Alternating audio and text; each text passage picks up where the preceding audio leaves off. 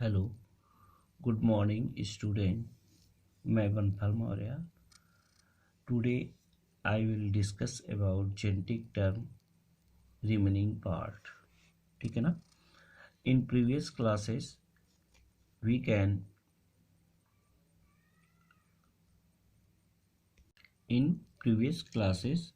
we discuss about character trait, unit factor, allele, dominance, recessive। ठीक है। Today I will discuss what is phenotype।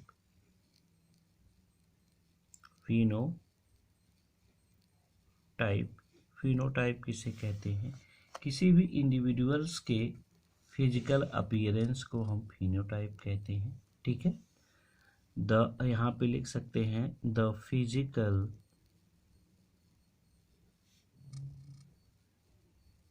Appearance of individual are known as phenotype. किसी भी individuals के physical appearance को या उसका morphological जो appearance होता है उसको हम फिनोटाइप कह सकते हैं। जैसे किसी प्लांट को देखकर हमें कह सकते हैं कि ये प्लांट लंबा है, तो उसका फिनोटाइप हमको ज्ञात हो जाता है। ठीक उसी प्रकार से किसी भी शॉर्ट प्लांट को देखकर हम कह सकते हैं डॉर्फ प्लांट है, तो वो उसका फिजिकल अपीयरेंस होता है। तो इस प्रकार जैसे हम देख के बता देते हैं किसी भी इंडिविजुअल्स को शॉर्ट है, लॉन्ग है, थिन है, थिक है, तो ये सब उसका फिजिकल अपीयरेंस होता है और इसे ही हम क्या कहते हैं? फिनोटाइप। इसको जनरली हम जैसे अगर टाल को डिवाइड करें तो ऐसे हम कह सकते हैं, जैसे टाल हो गया आपका, डी ड्वार्फ हो गया। ठीक है। तो टाल और ड्वार्फ क्या हो गए? उसके फिजिकल अपीयरेंस हो गए, दिखने में कैसा है। ठीक है ना। जीनोटाइप किसे कहते हैं? किसी भी इंडिविजुअल के जेनेटिक कॉन्स्टिट्यूएंट को हम जीनोटाइप कहते हैं। ठीक है, जीनोटाइप। ठीक है। जीनोटाइप किसे कहते हैं? Genetic constituent, genetic constituent of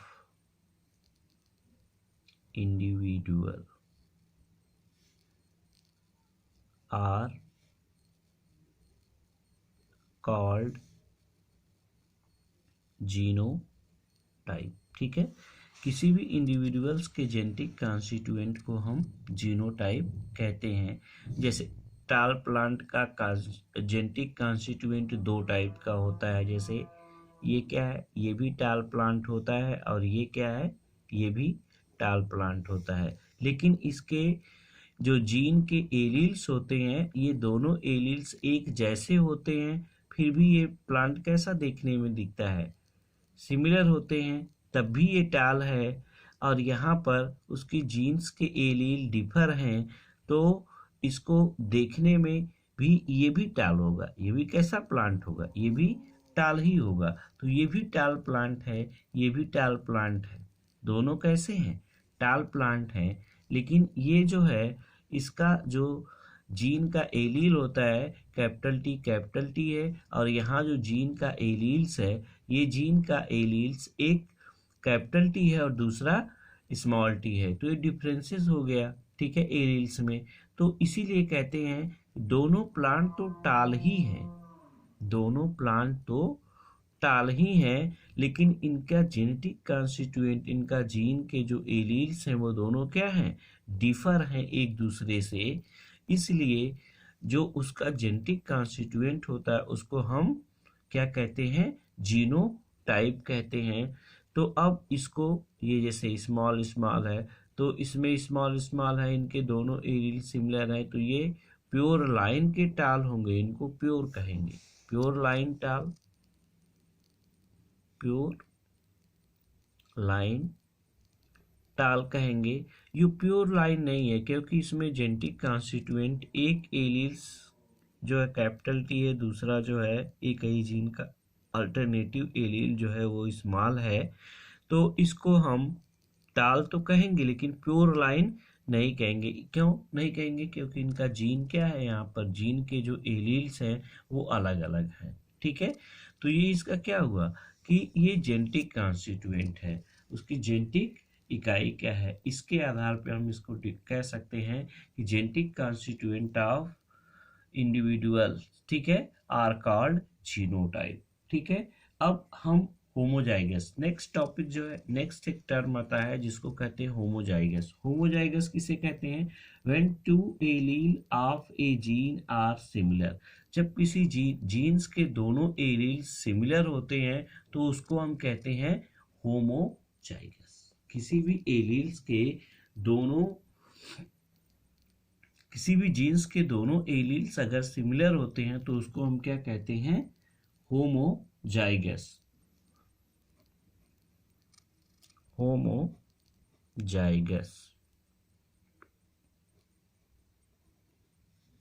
ठीक है, होमोजाइगस किसे कहते हैं हम? ठीक है, होमोजाइगस किसे कहते हैं? व्हेन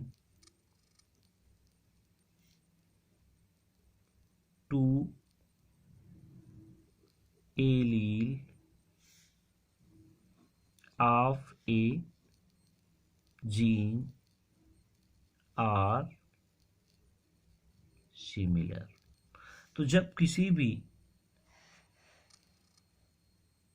एक जीन के दोनों एलील एक जैसे होते हैं तो उसको हम होमोजाइगस कहते हैं। लाइक दैट, जैसे टाल प्लांट का, ये प्योर टाल प्लांट का जो दोनों एलील से ये सिमिलर हैं, ठीक है, तो ये होमोजाइगस कहते हैं और ये प्योर लाइन कहलाता है, इसको प्योर लाइन भी कहते हैं। और ड्वार्फ प्लांट के लिए स्मॉल टी है, तो इसके दोनों एलील्स एक दूसरे के जैसे होते हैं, तो इसको हम क्या कह सकते हैं कि ये भी होमोजाइगस है, लेकिन ये कैसा होता है? ये प्योर लाइन टाल होता है और ये क्या होगा? प्योर लाइन ड्वार्फ कहलाएगा। प्योर लाइन क्या कहलाएगा? ड्वार्फ कहलाएगा। ठीक है ना। अब हेट्रोजाइगस किसे कहते हैं? व्हेन, यहाँ पे हम कह सकते हैं हेट्रोजाइगस। What is heterozygous? यहाँ पे हेट्रोजाइगस,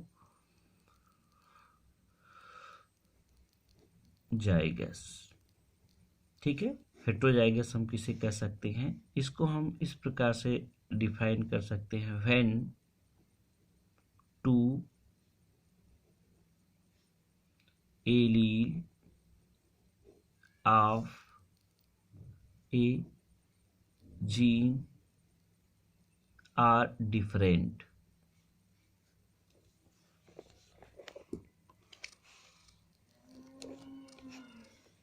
ठीक है, यहाँ पे हम देख सकते हैं when two allele of a gene are different, जब ये क्या होते हैं? डिफरेंट होते हैं, तो इसको हम क्या कहते हैं? हेट्रोजाइगस कहते हैं। इसके लिए जैसे हम कह लें कि ये कैपिटल टी है, स्मॉल टी, ये हेट्रोजाइगस कंडीशन के अंतर्गत आती हैं। यानी किसी भी जीन्स के दोनों एलील्स अगर डिफरेंट हैं तो उसको हेट्रोजाइगस कहेंगे और सेम है तो उसको होमोजाइगस कहते हैं। ठीक है ना। अब देखो नेक्स्ट है आपका, इसके बाद नेक्स्ट जो है होमोजाइगस और हेट्रोजाइगस के बाद एक स्टेप आती है जिसको हम कहते हैं, मेंडल ने अपने एक्सपेरिमेंट में वो टेक्निक यूज की थी। एक टॉपिक आता है जिसको आप में आगे हम खुद पहले बताएंगे, जिसको हम कहेंगे इमैस्कुलेशन। इमैस्कुलेशन, ठीक है ना। इमैस्कुलेशन किसे कहते हैं? तो इमैस्कुलेशन क्या होता है इसको हम पढ़ेंगे। What is emasculation? ठीक है ना। तो इमैस्कुलेशन किसे कहते हैं? इमैस्कुलेशन एक स्पेशल काइंड का इवेंट होता है, ठीक है ना, जिसमें किसी भी फ्लावरिंग पार्ट के मेल रिप्रोडक्टिव पार्ट को काट कर रिप्लेस या अलग कर दिया जाता है, ठीक है ना। The separation of cutting and separation of male reproductive part from the flower are called emasculation.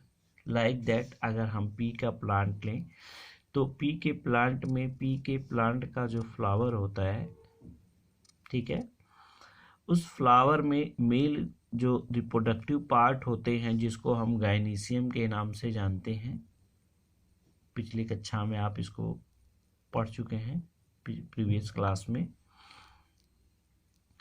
गाइनोईशियम, ठीक है ना।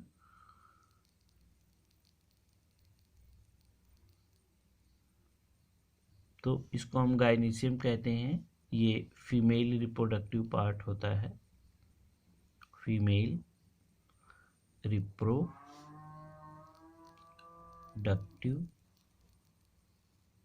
पार्ट होता है, ठीक है ना। ये फीमेल रिप्रोडक्टिव पार्ट होता है और यहीं से अटैच्ड हुए स्टेमेन होते हैं, या हम ऐसे लगे हुए स्टेमेन होते हैं, इनकी संख्या लगभग 10 होती है, ठीक है। तो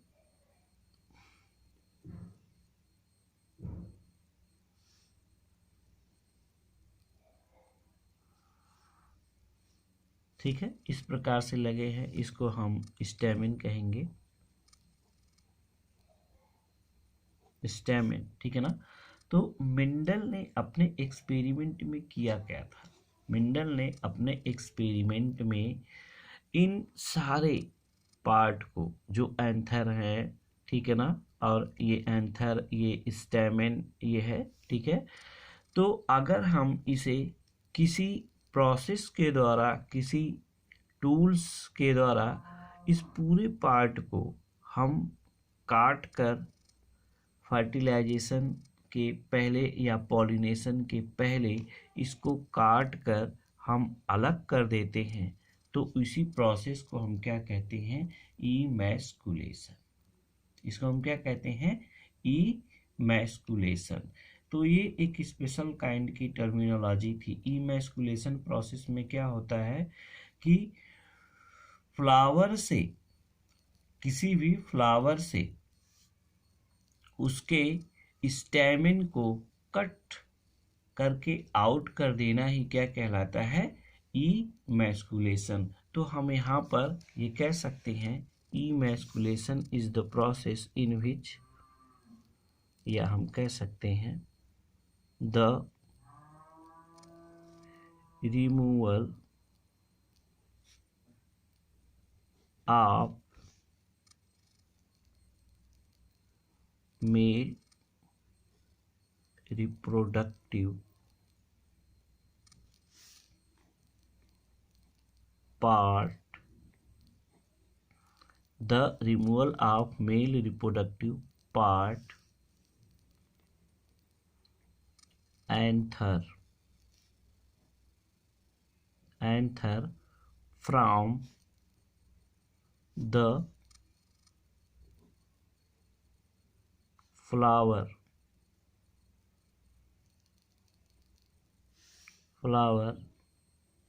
are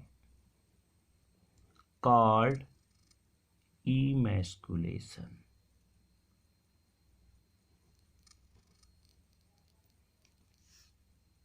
ठीक है, the removal of male reproductive part, anther from the flower are called emasculation.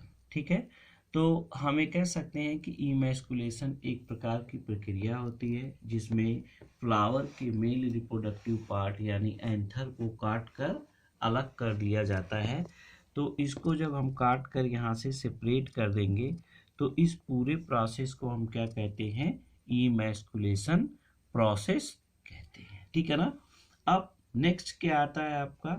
Tagging और बैगिंग, ठीक है ना। टैगिंग किसे कहते हैं?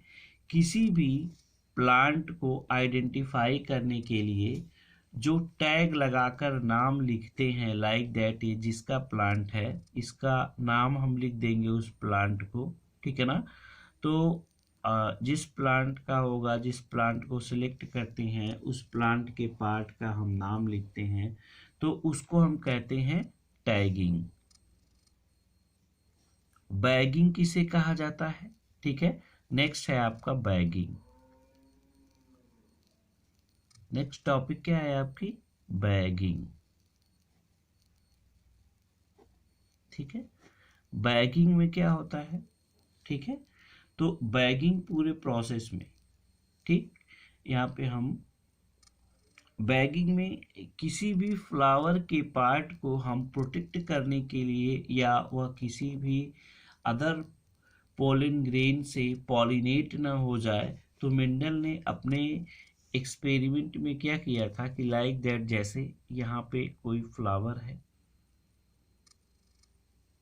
पी का,